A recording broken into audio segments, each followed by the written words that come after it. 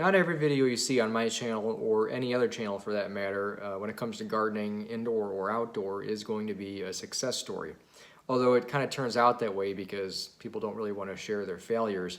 But in this video I want to share one of my failures, and that is this year is the worst year I've had growing watermelons that I've ever had ever.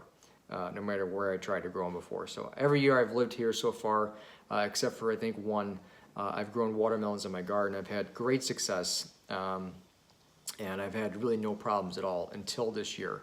And I'm going to show you out in the garden here in a minute and kind of show where I'm at with the growth of the plants, and that's pretty much it. They're not growing anymore, that's why I'm showing you now. But I'm going to show you where we're at with the growth and talk about kind of why I feel that they're not doing very well at all this year. As you can also see here, I'm not in my studio like I normally am.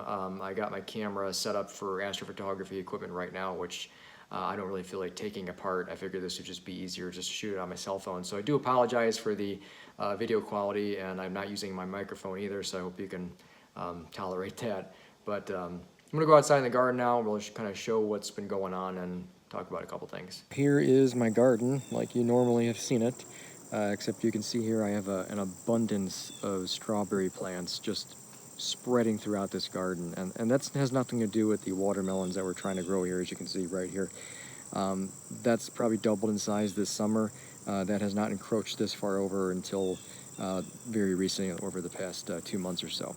So that was nowhere near where the watermelons were growing. But you can see here everything's pretty much empty. My blueberry bushes over there. I'll talk a little bit about that a little bit later. But normally this whole garden by this time of year would be completely covered with watermelon vines all over the place. I would have watermelons growing, normally plenty of them, as you can see from the past videos if you've been following my channel. But this is it for the watermelon plants. And you can see here there's a little melon there, and this has what looks like blossom end rot. I don't know if that's actually the same for watermelons as it is for tomatoes, but that's what it looks like. There's another tiny one there, not growing obviously. And then we have another one over here, same thing. So that kind of gives you kind of a clue as to what's going on, at least one thing.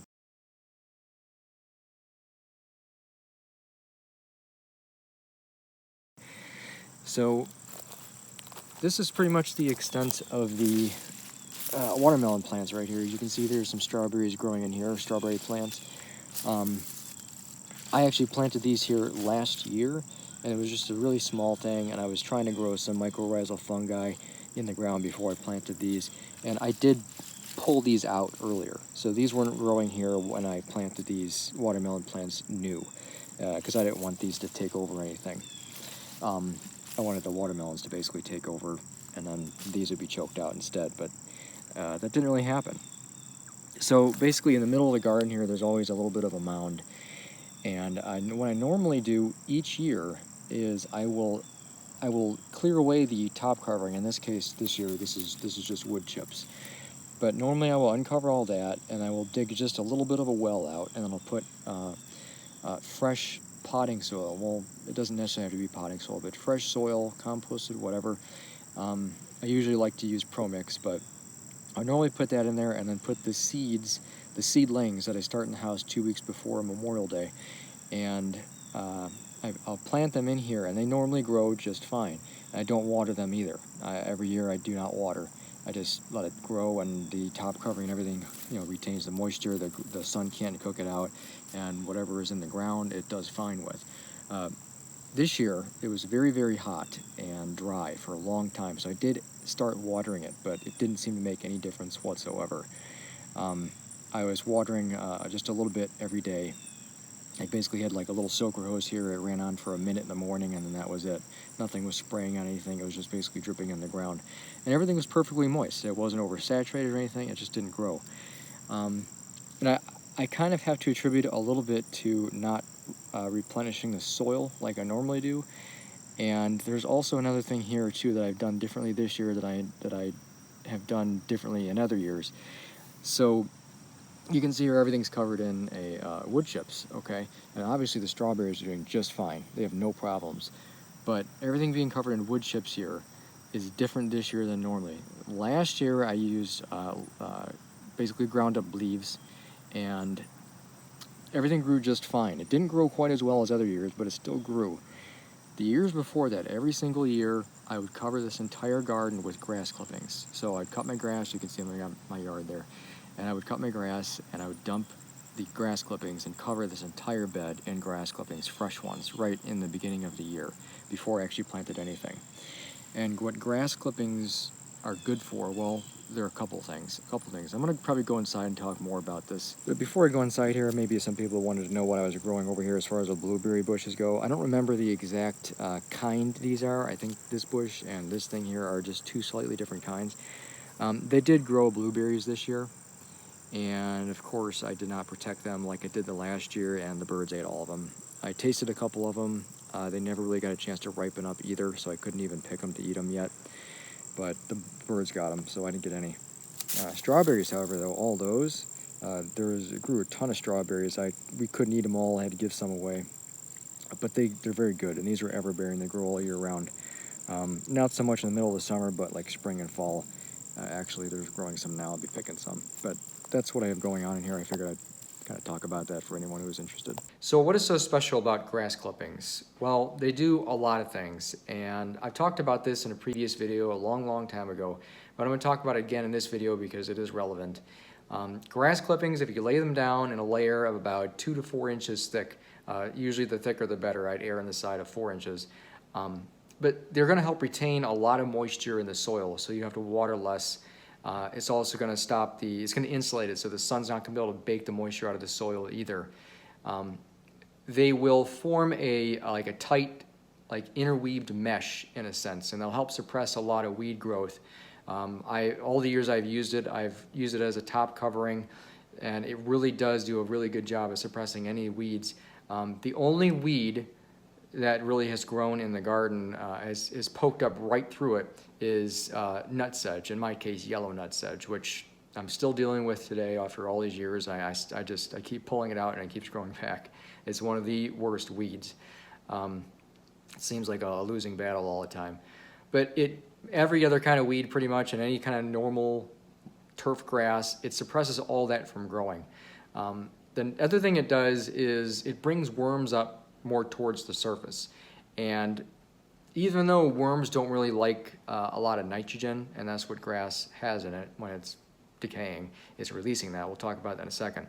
But even though the worms will still come closer to the surface and they drop worm castings, they aerate the soil. Worms are excellent for soil, and you want the worms there. So when the worms are coming up to the surface, they're doing a lot of good, and the grass layer helps bring them up to it, and they start doing their job and breaking stuff down and eating decaying matter and all that. So the last thing I've already kind of hinted to is nitrogen. And I think that is the main reason why this year was the worst year of growing watermelons for me, even though the strawberries are doing just fine. Watermelon plants, they tend to grow pretty quickly, and they need a lot of nitrogen, especially when they're growing the melons themselves.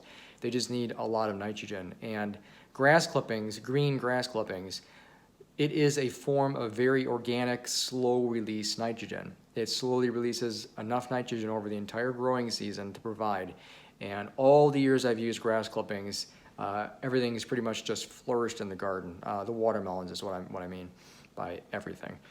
And I think that is the #1 reason why this year was the worst year of growing melons, because last year I didn't put grass clippings in the garden. I just had the leaves, and those don't really release a lot of nitrogen. They release a lot of micronutrients and minerals, but not so much nitrogen. Dead leaves, they don't have any nitrogen in them, pretty much nothing. So last year there was probably still enough nitrogen left in the soil because of all the other years that I've put the decaying matter in there and composted. So there was enough nitrogen there, and even last year when I grew them, I only grew about 4 decent-sized watermelons, to where the years before that, where I used grass clippings, I had a ton of melons that were growing. I had so many that I had to keep giving them away. We couldn't eat them. So we were just finding people that would like to have free melons. I'm sure they appreciated it. But what I'm getting at is last year I grew a little bit less, but they still grew. And this year I still did not replenish. I did not use grass clippings. I didn't use leaves.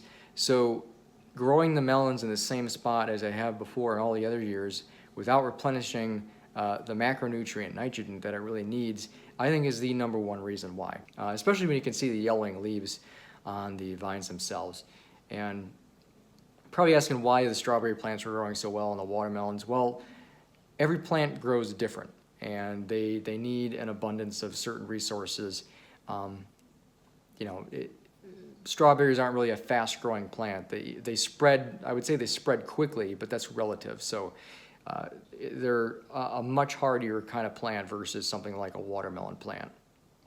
So they may not need as much nitrogen, and especially since they're not growing as fast as a watermelon plant typically grows.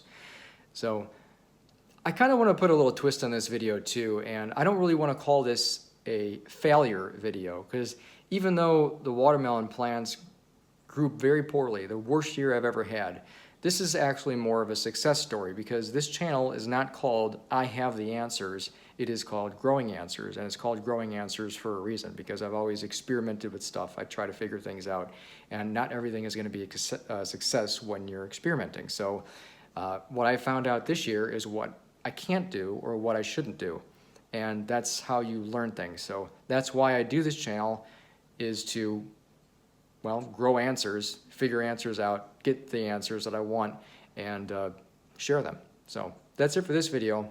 We'll see you next time.